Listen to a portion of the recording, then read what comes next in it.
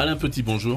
Bonjour Ibrahim. Alors je viens de dire que vous êtes le rédacteur en chef de la rédaction de Polynésie la Première. On devrait dire des rédactions de Polynésie la Première, non ? Effectivement, puisque cette élection en particulier est une élection à 360 degrés avec tous les supports de Polynésie Première, à savoir la radio, la télévision et le web, qui sont mobilisés pour avoir une couverture, je le souhaite en tout cas, assez large de ces élections.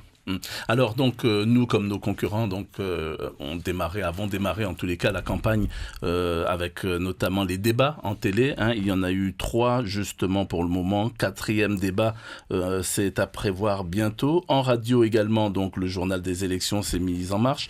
On n'a pas démarré trop tôt, cela dit.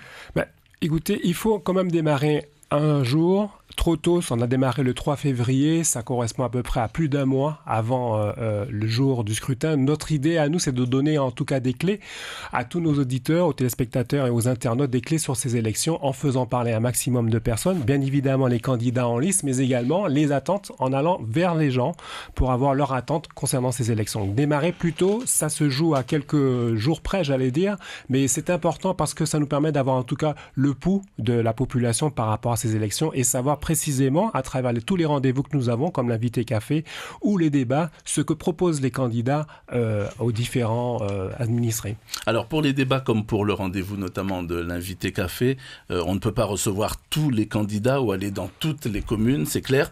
Mais sur quels critères donc avez-vous choisi telle ou telle commune plutôt qu'une autre ? Alors vous l'avez dit Ibrahim, en fait c'est très compliqué. Pourquoi ? Parce que nous sommes un archipel sur lequel il y a pas mal d'îles. On a sélectionné un certain nombre de communes. On ne peut pas toutes les sélectionner. Si on avait fait toute cette sélection, on aurait à peu près 250 candidats possibles à interroger. Donc ce n'était pas forcément, c'est pas matériellement possible pour nous de le faire. Donc il y a une sélection qui a été faite sur les communes où il y a de très gros enjeux. Je parle de Papeete par exemple. D'ailleurs c'est cette commune qui donne le rythme à cette campagne-là. Et puis il y a aussi une répartition par archipel aussi également. Donc on continuera à recevoir un certain nombre de candidats. Alors un choix particulier qui se fait, donc, comme j'ai dit, en fonction des enjeux, mais aussi de la situation géographique. Et puis, on ne peut pas donner la parole à tout le monde, bien évidemment. Donc, nous sommes régis avec le CSA à un régime très strict de temps de parole. Et en fonction, justement, des temps de parole, si jamais on décide de faire, par exemple, d'avoir avoir une couverture sur la commune de Maïna, on est obligé de recevoir les 5 candidats de Maïna et, en l'occurrence, leur donner un temps de parole qui soit équitable. Oui, parce que là, la règle, c'est l'équité, c'est ça ? La règle, c'est l'équité. Elle s'applique à tous les médias, d'ailleurs. Nous avons des comptes à rendre au CSA toutes les semaines. Nos temps de parole remontent et ils sont validés ou pas par le CSA, par exemple. Pardon. Pour l'instant, tout va bien. On n'a pas de problème à ce niveau-là. Et l'équité, c'est quoi au niveau des temps de parole ? C'est que on donne le temps de parole est déterminé sur 2 critères forts, c'est-à-dire les dernières élections municipales en 2014, donc le score d'un candidat, mais également le score de la formation politique ou du candidat s'il s'est présenté aux dernières élections. En l'occurrence, ce sont les dernières territoriales qui jouent. D'accord. Alain Petit, nous allons au standard prendre une question d'un auditeur ou d'une auditrice. Bonjour. Oui, Yorana. Bonjour. Posez votre question, allez-y. Alors, je pose au monsieur qui est là devant moi. Est-ce qu'il est prêt à me interviewer en privé à l'hôpital de Taoné, dans le hall ou quelque part dans le hall? Alors, s'il s'agit des... Ma question, c'est ça. Oui. Merci. Que le message y passe. Merci beaucoup, madame. En fait, cette dame nous demande de venir à l'hôpital au Taoné pour pouvoir interviewer. Je suppose que c'est par rapport peut-être à des problèmes à l'hôpital. Si effectivement le candidat aux élections doivent s'interroger sur des problèmes en particulier, on n'hésitera pas à le faire. Alors, ce qui se passe, c'est que je comprends bien les préoccupations de cette dame et nous avons fait de façon, en tout cas avec tous nos supports, de donner la parole à un maximum de personnes. C'est pour ça que, par exemple, il y a une rubrique Si j'étais maire qui est diffusée à la fois en radio et en télévision où on va véritablement prendre le pouls de la population pour savoir connaître précisément leur ressenti par rapport à ces élections, mais aussi à leur attente. C'est le cas également dans le cadre des débats qui sont en direct, in situ. Donc, on va à la rencontre des personnes. Et durant ces débats-là, vous l'avez vu avant-hier soir au Toulouse, les gens posent des questions directement aux candidats. Donc, le spectre est assez large et l'ouverture est importante pour les téléspectateurs, les auditeurs et les internautes. Donc, on l'aura compris, le maître mot donc, de cette couverture des municipales, c'est la proximité pour sonder donc, ce que les gens souhaitent, quelles sont leurs préoccupations au quotidien. Est-ce que ce scrutin se démarque vraiment des autres rendez-vous électoraux que l'on peut avoir dans le calendrier? C'est un scrutin, pour nous en tout cas, pour Polynésie Première, qui va en droit fil avec notre ligne éditoriale qui est basée sur la proximité. Il se démarque pourquoi? Parce qu'on est vraiment en contact des gens durant ce scrutin. Les préoccupations sont diverses. Elles peuvent aller sur les problèmes de sécurité, mais aussi sur juste un problème de caniveau qui est pas bouché, etc. La réalité du maire d'aujourd'hui, c'est ça. Et la ligne éditoriale de notre rédaction est également basée sur cette espèce de proximité avec les gens, en recueillant, je le répète, à la fois leurs demandes, mais en leur donnant la parole, mais également en essayant de voir ce que les maires proposent par rapport à ces attentes. D'accord, nous retournons au standard prendre une autre question. C'est un auditeur, bonjour. Oui, bonjour. Bonjour. Posez votre question, vous êtes à l'antenne.